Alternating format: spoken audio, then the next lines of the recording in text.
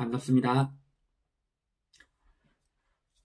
오늘은 남산의 부장이라는 영화에 대해서 이제 1월 달에 개봉한답니다. 아직 개봉 날짜는 정해지지 않았는데 남산의 부장들 이렇습니다. 원래 원작 소설이 있거든요. 오래된 소설이 있습니다.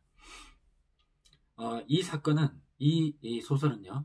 이 영화는 12.6 사건 또는 12.6 사태라고 하는 역사적인 사건을 영화화한 겁니다.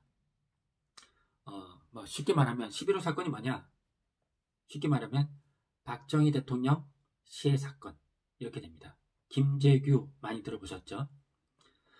네, 그래서 그쪽에 관련된 역시 이번에도 이 사건은 이렇게 상당히 복잡하기도 하고 또 원인도 완전히 파악되지 않는 그런 사건입니다. 그래서 이번에도 역시 영화를 보시는데 도움이 될 만큼만 쉽게 기억하기 이 테마로 해보겠습니다. 영화의 한계와 쉽게 기억하기 그렇게 시작하겠습니다. 여러분 구독, 좋아요 사랑입니다. 많이 부탁드립니다.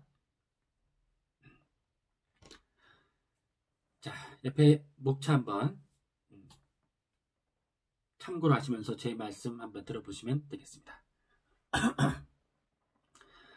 자, 먼저 첫 번째, 당시 시대 상황이 어떻게 됐냐? 네, 거기에 이제 적어놓은 거 보면은 부마, 항쟁 등 이렇게 적어놨습니다. 부마, 항쟁 등 여러 가지가 있지만 그 중에서 가장 중요한 게 부마, 항쟁 이렇게 말씀드릴 수 있기 때문이거든요. 자, 그 당시 상황을 이렇게 편하게 말씀 한번 드리면 일단 제2차 석유 파동 때문에 경제 위기가 첫 번째 있었다. 또 카터 행정부, 미국의 카터 행정부가 들어와서 이 카터 행정부는 인권을 강조했습니다. 그러니까 이 박정희 정부하고 많이 부딪혔겠죠. 그리고 주한미군 감축을 검토했어요. 그러니까 또 부딪히고 또 박정희 대통령 쪽에서는 핵 개발, 핵무기 또는 이제 미사일 무기 개발 이런 것들을 검토했다고 합니다. 그래서 서로 부딪히고 갈등을 있었다. 자, 세 번째로는 어떤 상황이 있었냐면 신민당이랍니다. 신민당. 그 당시에 김영삼 나중에 대통령 되셨고 지금 돌아가셨죠? 김영삼이 총재였는데 이제 강하게 정부를 압박했습니다. YH 사건이라고 여공들을 신민당 당사로 불러와서 이렇게 시위도 하고 이런 일들이 있었어요. 특히 김영삼 총재 의원 제명 사건이 있어요. 예, 그런 사건들이 그 당시에 좀 있었습니다. 그 정도 일 중에서 이제 특히 부마 항쟁이 있는데 이 부마 항쟁 부산 마산에서 일어난 민주화 항쟁입니다. 자, 무엇에 반대했냐? 유신체제에 반대했어요. 유신. 자, 그런데 그게 이제 이유가 하면 됩니다. 김재규하고 직접 내려가서 부마 항쟁의 현실적인 모습을 직접 보게 된 것이 이 사건의 이유 중에 하나라고들 그렇게 말해집니다. 자, 그리고 그 옆에 보니까 김형욱 암살 사건이라고 써요. 김형욱. 자, 김형욱은요 중앙정보부라고 하죠. 자, 먼저 중앙정보부에 관련해서 한번 말씀을 나누는 게 좋겠네요. 중앙정보부, 우리나라에서 중앙정보부에 해당되는 것들이 예전부터, 그러니까 해방 이후에, 건국 이후에 뭐가 있었냐?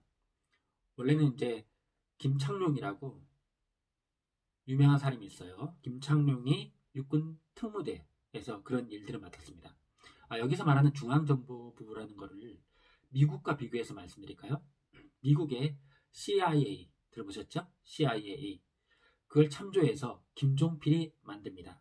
그게 중앙정보부. 그런데 미국에 있는 CIA는요 해외 첩보 국외 일만 합니다. 그러면 국내는 어디 가죠? 국내. FBI라고 들어보셨죠? FBI가 합니다. 그런데 중앙정보부는 그 두 가지를 다 하는 그런 기능을 갖고 있었어요. 그러니까 막강했죠. 자, 중앙정보부가 바뀌어서 50 때, 전두환 대통령 때, 그때는 안기부라고 하죠. 안기부로 바뀌었고, 그 다음 문민정부 되고 나서 그 이후로는 국정원이라고 들으셨죠? 국정원. 그렇게 바뀐 겁니다.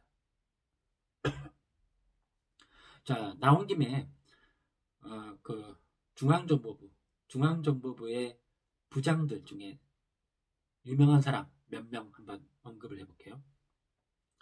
먼저 김종필, 다들 아실 거고, 그 다음에 누가 있냐면 이게 초대가 김종필입니다. 그러면 이제 중앙정보부 부장 중에 가장 오래 한 사람 김형욱이라고 합니다. 김형욱. 방금 저기 적혀 있는 게 바로 김형욱입니다. 가장 오래 한 사람이에요. 또 누가 있느냐? 이후락이라고 유명한 사람이 있어요. 이후락. 네, 그런 정보가 있습니다. 자, 그러면 이제 김형욱 이게 어떤 사건이냐?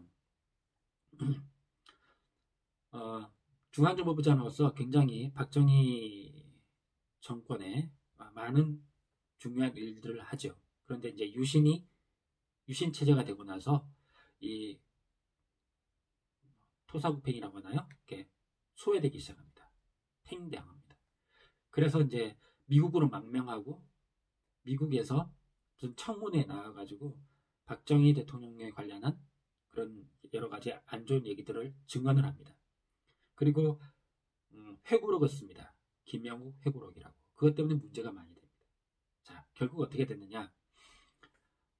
여기 나오는 김재규가 중앙정보부장을 할 때 그 부하들에 의해서 프랑스에서 납치가 되고 암살이 됩니다. 마지막에 죽은 상황, 잔인한 이야기들도 있고 그런데 완전히 확인되지는 않았습니다.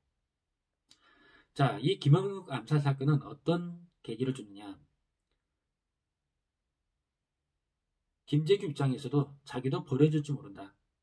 자기도 제거될지 모른다라는 그런 공포를 느끼게 하는 계기가 됐습니다. 자, 2번으로 진행하겠습니다. 두 번째. 자, 두 번째는 이제 박정희 대통령. 자, 말을 빨리 하기 위해서 이름을 그냥 박정희라고 이름만 부르도록 하겠습니다. 박정희 주변에 참모들. 그 사이에 알력이 있었어요. 자, 대표적인 참모 저렇게 적어놨습니다. 자, 청와대 경호실장. 유명한 이름이죠. 차지철. 청와대 경호실장 차지철. 그 다음 중앙정보부장. 이 사건의 주인공인 김재규입니다. 김재규. 그 다음 대통령 비서실장 김계원 이렇게 했습니다. 이 이름은 좀 기억을 해주시면 좋겠어요. 하지만 영화상에서는 다른 이름으로 나오더라고요. 그래서 저는 차라리 맡은 배우 이름으로 한번 매치를 시켜보겠습니다. 자, 박정희 이성민 배우가 나옵니다. 이성민 배우 누군지 아시죠? 네. 그 다음 김재규 이병헌 배우가 나옵니다. 이병헌. 네. 자, 그러면 차지철 경호실장 차지철 이희준 배우 연기 잘하죠. 네, 젊은 사람이 연기 잘하죠. 이희준 배우. 자, 그렇게 되고요.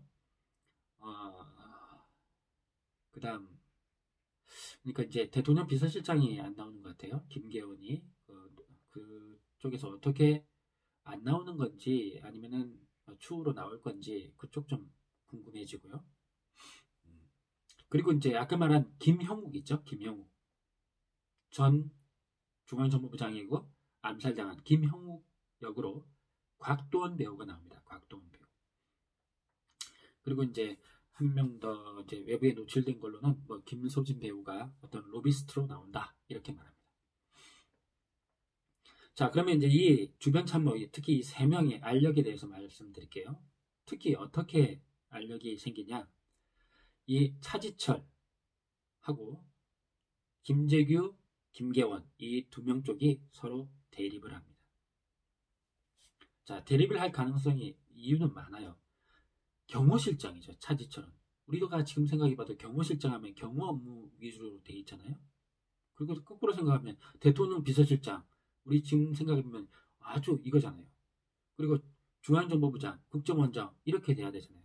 그런데 박정희의 그 신뢰를 얻고 이 차지철이 막 행동합니다. 함부로 행동하는 거죠. 더 높게 막 이래라 저래라 지시하고 막 이렇게 이상하게 된 겁니다. 특히 이쪽 사람들이 다 군 출신인데 차지철은 중령으로 예편했어요. 중령. 그런데 이제 김재규는 중장, 또 김계현도 뭐 육군 대장인가 뭐 이렇게 육군 중장인가 하여튼 그렇게 높은 그 별로 임관을 했죠. 예편을 했죠. 자, 그런데 이제 이 사람이 막 그 차지철이 막 함부로 대하니까 특히 누구를? 김재규를 함부로 대했습니다. 박정희 보는 앞에서 막 얘기하다가 막 깔아뭉개고 막 무시하고 막 이런 것들을 계속한 거예요. 그러니까 이제 김재규가 부글부글 하고 있었습니다. 자, 저기 3번 사건의 진행. 아주 빽빽하게만 적었는데 간단하게 하려고 하다가 조금이라도 제가 말로 이렇게 말씀을 드릴 때 보실 수 있으면 도움이 되지 않을까 싶어서 제가 저렇게 적었습니다. 지금부터는 사건이 일어나는 상황을 그냥 흐름에 따라 시간 순서에 따라서 편하게 한번 말씀을 한번 드릴게요. 자, 맨 처음에 시작이 이제 차지철이 이제는 또 명칭을 빼겠습니다. 차지철은 경호실장입니다. 김재규는 중앙정보부장. 그 다음 김계원. 김계원이 누구라고요? 대통령 비서실장. 자, 호칭을 빼고 유명한 세 사람이니까 바로바로 말하겠습니다. 자, 차지철이 뭐 삽교천 방조제 뭐 그런 행사가 있어가지고 갔다가 거기서 김재규한테 연락을 합니다. 자, 오늘 저녁에 국정원에 있는 안가에서 저녁 그 만찬을 하겠다. 준비해달라. 이렇게 말합니다. 자, 그때 이제 김재규가 참 묘하게도 그 안가에 와서 누군가한테 전화를 겁니다. 누군가한테 전화를 거냐? 그 당시에 육군 참모 총장인 누구? 정승화. 정승화에게 궁정동 그 안가 쪽으로 좀 와서 얘기 좀 나누자 이렇게 초대를 합니다. 전화로. 그리고 그 중앙정보부의 어떤 차관보인가 그런 사람을 불러서 좀 기다리는 사이에 같이 저녁 식사를 하게 만듭니다. 김정섭이라고 하는데, 자, 그렇게 했습니다. 자, 그리고 나서 이제 그 본관이 있고 안가가 몇 개, 그러니까 안가가 본관이 있고 몇 개가 이렇게 있어요. 자, 그런데 이제 그 중에서 한 곳에서 이제 맨 처음에 이 김정희는 어떻게 하느냐? 자기 본관에 있는 집무실 책장에다가 총을 하나 딱 놔둡니다. 그러면서 이제 김계원한테 그러죠. 형님, 오늘 저녁에 이놈 차지철 해치우겠습니다. 뒷일은 형님이 좀 책임져 주십시오. 이렇게 말했답니다. 자, 그리고 이제 만찬이 이제 시작됐겠죠. 자, 만찬에서 대화 내용 두 가지입니다. 한 가지는 김영삼 그 어떻게 하면 이렇게 자를 수 있을까? 다른 사람으로 좀 우호적인 사람으로 바꿀 수 있을까에 대한 논의. 이거 왜 제대로 안 되는데? 그러니까 신민당, 그러니까 김정규가 신민당 쪽 의원들이 많이 반대를 해서 이거 참 이게 곤란합니다. 쉽지 않겠습니다. 이렇게 말합니다. 이제 그리고 나서 이제 부마 사태 처리에 대해서 말하는 거죠. 부마 사태. 예, 아까 말씀드린 부마 사태를 어떻게 처리할까 이렇게 말하는데 그때 이제 김재규가 직접 내려가서 보고 시민들이 그 시위대들한테 많이 공감을 갖고 막 돋보이는 장면들을 보는 거예요. 아, 이거 시위가 이게 단순한 모양이 아니다. 이거 심각하다라고 느껴서 그 자리에서 이제 김재규가 박정희한테 말하는 거죠. 지금 시위 상황이 이러합니다. 이렇게. 그랬더니 옆에 앉아있던 차지철이 그러는 겁니다. 아니 중국처럼 말이야. 그냥 탱크를 밀어버리면 되고 총 쏴가지고 뭐 그렇게 몇백 명 죽여버리면 되지. 우리는 죽여버리면 되지. 그렇게 하면서 계엄을 선포해가지고 어떻게 하면 되지 막 하면서 요즘에 이렇게 중앙정보부가 왜 이렇게 일처리를 잘 못하나 하면서 막 이렇게 하는 겁니다. 모욕적인 언사를 한 거죠. 자, 그러고 있는 대화 때문에 또 이제 김재규가 열받았을 수도 있어요. 다시 이제 김재규가 밖으로 나옵니다. 밖으로 나와서 자기 그 부하들한테 자, 내가 오늘 행동할 테니까 준비해라 라고 이렇게 지시를 합니다. 자, 지시를 하고 이제 권총을 호주머니에 넣고 갑니다.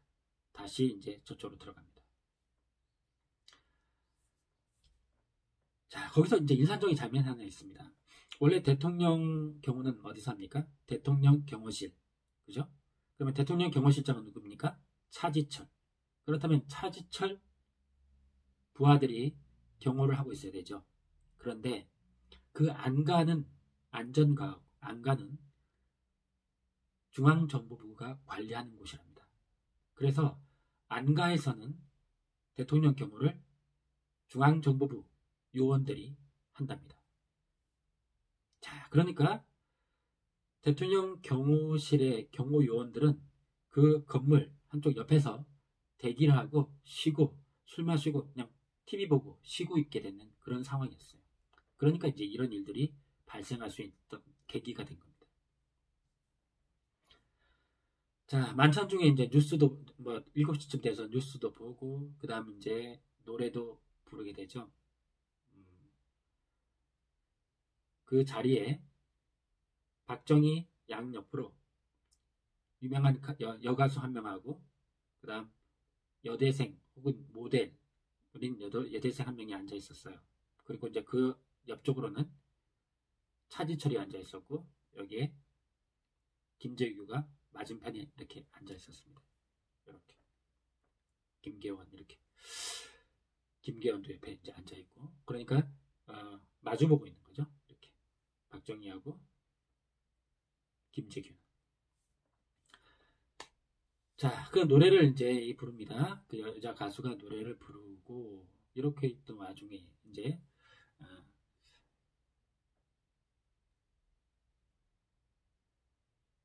총을 쏘기 시작합니다. 맨 처음에 1발을 누구한테 쏘느냐? 차지철한테 쏩니다. 차지철한테. 차지철한테 쏘죠. 뭐라고 탁 말하면서 뭐 어쩌고 뭐 버러지 같다는 말이라고 했다고 하는데 나중에 보면 다른 말을 했답니다.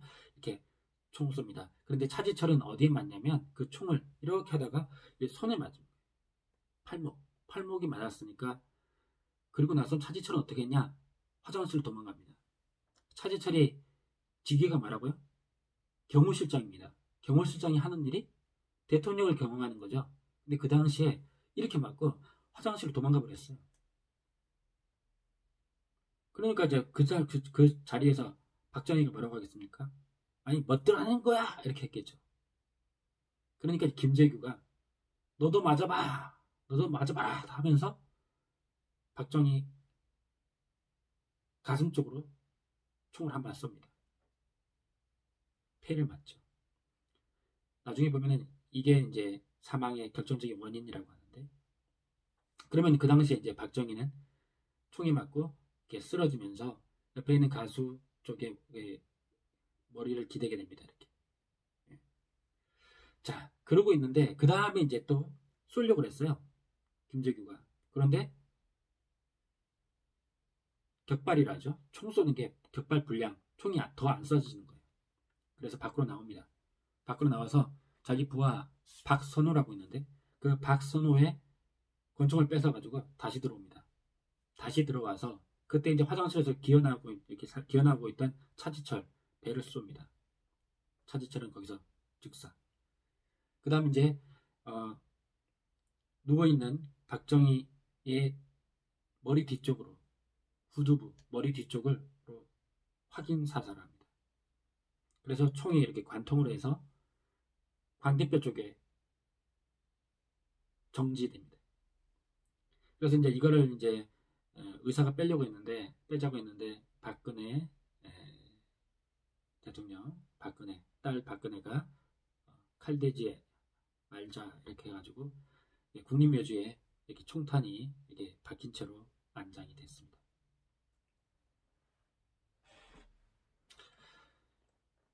자, 그리고 이제 그 상황일 때 밖에서는 이제 또 부하들이 또 막 이렇게 밖에 있던 많은 경호실장이나 주방에 있던 요리사들이나 막 이렇게 죽이고 쏘고 막 이렇게 한 겁니다. 자, 그 다음에 이제 김재균은 어떻게 하느냐? 밖으로 정신없이 뛰쳐나옵니다. 밖으로 뛰쳐나와서 아까 그 밖에 불렀던 정승화를 찾아갑니다. 정신없이 물 벌컥벌컥 마시고 나서 정승화한테 큰일 났습니다 라고 말하니까 무슨 일이요? 대답을 안 하면서 일단 차에 타서 얘기합시다. 그래서 차에 탑니다. 차에 타서 그 다음에 일단 가고 있는데 뭐 맨발로 나가고 막 그랬습니다. 하여튼 이렇게 차에 타고 딱 가고 있는데 그때 김재규가 박선홍가 한테 묻습니다. 어디로 가야 되지? 아니면 중앙정보부로 갈까? 아니면 육군본부로 갈까? 이렇게 묻습니다. 그러니까 바로 옆에 있던 정승화가 말합니다. 군대를 관리하기 위해서는 육군본부가 더 좋지 않겠나? 그쪽으로 가자. 그러니까 딱 생각해보니까 박선호도 그냥 육본으로 가는 게 낫겠습니다. 그래서 유턴합니다. 가던 길에서 촥 해서 유턴해가지고 유턴해가지고 어디로 가느냐? 육군본부로 갑니다. 후세의 역사가들은 바로 이게 김재규의 결정적인 패인이라고 합니다. 자기는 중앙정보부죠. 그쪽으로 갔으면은 상당히 성공했을 가능성이 굉장히 높았다. 그 상황 자체가. 그런데 자기하고는 연고가 거의 없는 육군본부로 가는 바람에 그때부터 완전히 그냥 꼬여버렸다. 이렇게 평가합니다. 자, 그러면 이제 남아있는 상황에서 김계원이 뒷수습을 합니다. 어떤 수습을 하냐? 박정희를 그 병원으로 옮기고 미국인 병원에 옮겼다가 다시 이제 군사병원에 옮겼는데 그 사이에 박정희가 사망합니다. 자, 사망이 했기 때문에 그 다음부터는 이제 계엄을 선포하기 위해서 비상국무회의를 준비합니다. 최규하 국무총리한테 가서 상황을 말하고 계엄 선포해야 됩니다 하면서 비상국무회의를 소집해 주십시오 해가지고 이제 이렇게 하고 또 경호실 있죠. 대통령 경호실에 연락을 해서 병력이 그쪽으로 출동하지 못하도록 막습니다. 자, 그래서 이제 일들이 그렇게 처리가 된 겁니다. 그리고 이제 박정희 사망을 양쪽에서 막 이렇게 확인하는 그런 사건들이 있어요. 죽으셨냐? 네. 돌아가셨냐? 네. 이거 맞냐? 네. 알겠다. 뭐 이런 그런. 자, 그리고 나서 이제 중요한 장면이 하나 있습니다. 비상국무회의를 열었는데 거기에 나온 장관들이죠. 장관들이 계엄 선포를 반대합니다. 왜 반대하느냐? 어떤 상황인지를 말을 안 하는 거예요. 지금 박정희 대통령이 유급 무슨 일이 있다라는 정도만 말하고 정확히 말을 안 하는 거예요. 그러니까 그걸 정확히 말하지 않으면 누구에 의해서 어떻게 됐다는 말하지 않으면 이거 계엄 함부로 선포할 수 없다 하면서 기다리는 겁니다. 그리고 이제 조금 있다가 신현화 국무총리까지 이렇게 오죠. 그래서 전체적으로 반대를 해서 정회를 선포합니다. 비상국무회의가 정회됩니다.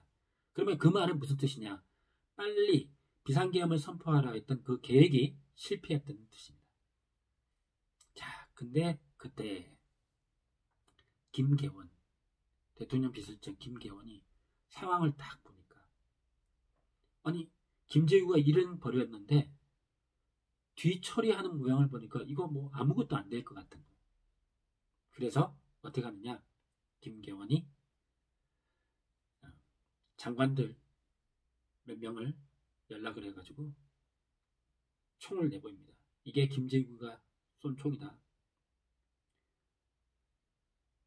박정희 대통령을 시해한 사람은 김재규다. 이렇게 말하는 거예요. 그래서 이제 위의 지휘 계통으로 따다다닥 명령이 내려갑니다. 무슨 명령? 김재규를 체포하라 이렇게 된 거죠. 그 명령이 쭉 내려가서 어디로 가느냐? 바로 보안사령관이었던 전두환, 물론 헌병감인가 하는 다른 사람도 있는데 그냥 기억할 사람은 보안사령관이란 전두환. 그래서 전두환이